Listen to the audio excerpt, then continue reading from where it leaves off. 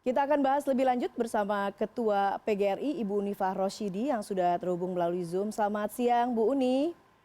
Selamat siang Mbak Eva, apa kabar? Baik Bu Uni. Bu Uni, bagaimana kemudian PGRI menilai program organisasi penggerak yang dikeluarkan oleh Menteri Nadiem Makarim ini?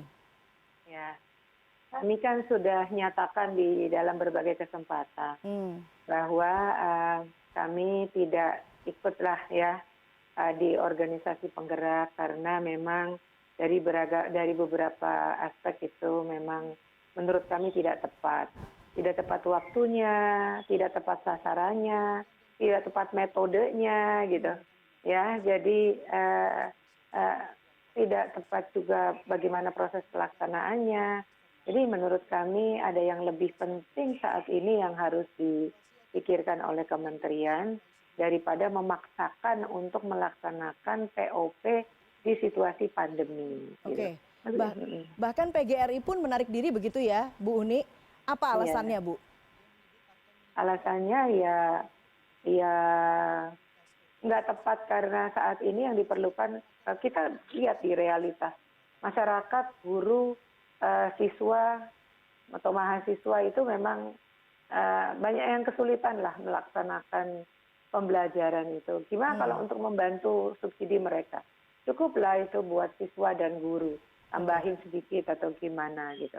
Hmm, Terus kemudian penetapan kriterianya ya kok ya nggak jelas. hmm, Sekarang kalau mau melatih apa yang akan dilatih? hmm, Substansinya apa? Dan program semacam ini bukan program baru Mbak, mohon maaf. Di hmm, waktu 2013 ada program kurikulum 2013 itu ada program yang sangat bagus yaitu pelatihan untuk tim pengembang, tim inti, tim hmm. sampai ke bawah itu dirancang selama setahun, substansinya jelas, mereka para ahli kurikulum. Dan di kementerian tuh banyak lembaga-lembaga di daerah yang mereka berpengalaman. Kenapa Hmm. enggak itu di empower supaya lebih hemat gitu. Oke, jadi Nggak- PGRI menilai ini sebetulnya bukan langkah baru begitu ya, Bu Oh Uni? iya, menurut saya bukan baru karena pernah ada apa yang disebut secara masif pelatihan yang besar-besaran Hmm, melibatkan guru ya, tetapi lebih terstruktur dan jelas sasarannya gitu dalam rangka untuk ini sosialisasi ataupun bagaimana kita pembelajaran di kurikulum 2013.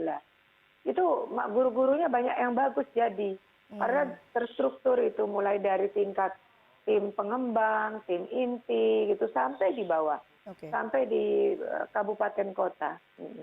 Tapi sebetulnya PGRI sendiri sempat mendapatkan sosialisasi atau tidak, Bu, soal program organisasi penggerak ini? Apa yang Oh, ditangkap PGRI? iya, kita sih baik-baik aja kita ikut bahkan kita Hmm, sama seperti keterangan dari LPPE Ma'arif gitu. hmm, Kita sudah agak diancam 2 hari kita di hold tidak boleh masuk katanya. Tidak memenuhi syarat gitu. Walaupun semua dokumen sudah kita sampaikan disebut tidak memenuhi syarat karena kami didirikan tahun 1945, di tahun 45 belum ada notaris. Baru keluar suratnya itu 57 dianggapnya itu tidak memenuhi syarat. Sampai saya bilang benar nih nggak memenuhi syarat gitu. hmm, Nah begitu dikeluarkan itu kaget sekali ada korporasi, ada yang kami anggap ini apa benar. Ini loh, ini uang negara loh, hmm, ya. Dan situasi pandemi gitu untuk pelatihan besar-besaran. Apakah ia betul mau menggerakkan perubahan mutu guru? Apakah sudah ditanya gurunya perlunya apa? hmm. Gitu. Jadi kita belum pernah memetakan tentang mutunya guru itu sekian, yang harus dites itu, yang harus dilatih itu seperti apa itu di dalam program itu belum jelas. Oke. Belum lagi kita belum lagi dalam keadaan physical dan social distancing. Hmm. Gimana kita mau melatih gurunya gitu. Artinya PGRI selama ini tidak pernah diajak bicara begitu ya Bu ya, pada saat penggodokan program organisasi penggerak. Karena kan ini memang program tujuannya adalah untuk guru. Tapi kemudian problematika yang terjadi di kalangan guru ini juga PGRI selama ini sempat diajak bicara atau tidak Bu? PGRI sih boleh dikatakan hampir nggak pernah diajak bicara apa-apa lah di Hmm. soal guru ini. Nggak pernah, jalan-jalan sendiri aja. gitu kan. Padahal kami menangkap, kami kan real ya, punya anggota real, punya kantor real gitu. Jadi tiap waktu kita punya forum-forum gitu. Jadi kan kalau dahulu masih ada peta kompetensi, sekarang kan kita nggak punya peta kompetensi. Katakanlah, kalau kita mau lakukan pelatihan, apa sih yang dilatih?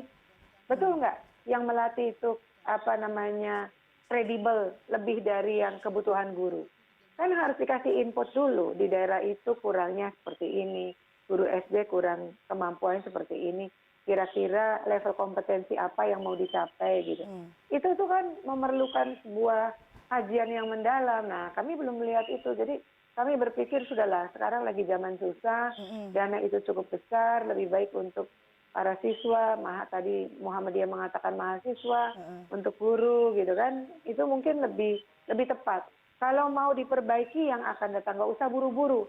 Jadi kita kaji dulu, kita beresin, maksudnya kementerian, kaji beresin dengan tahun berikutnya dimulai lagi rekrutmen dengan standar yang jelas. Kalau kami tadi lihat dari Pak Menteri itu mengatakan bahwa, oh jangan khawatir bahwa semua organisasi yang sudah dinyatakan dapat akan mengikuti. Nah kalau ini namanya bukan evaluasi dong.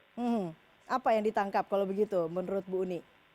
Ya mungkin evaluasi tapi jalan-jalan terus gitu. Kan ini bagi kami rasa keadilan, masalah moral, masalah kebutuhan guru, masalah ada hal-hal yang sangat dirasakan oleh guru honorer, guru yang P3K aja nggak pernah disapa. Kami kan hampir nggak pernah disapa sama sekali para guru itu gitu.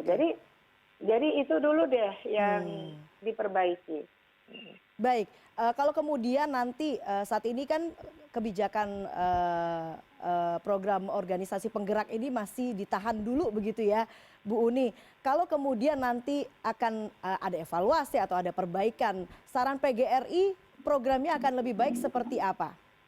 Ya, pertama ditunda dulu tahun ini, dialihkan untuk kepentingan yang lebih penting, ya.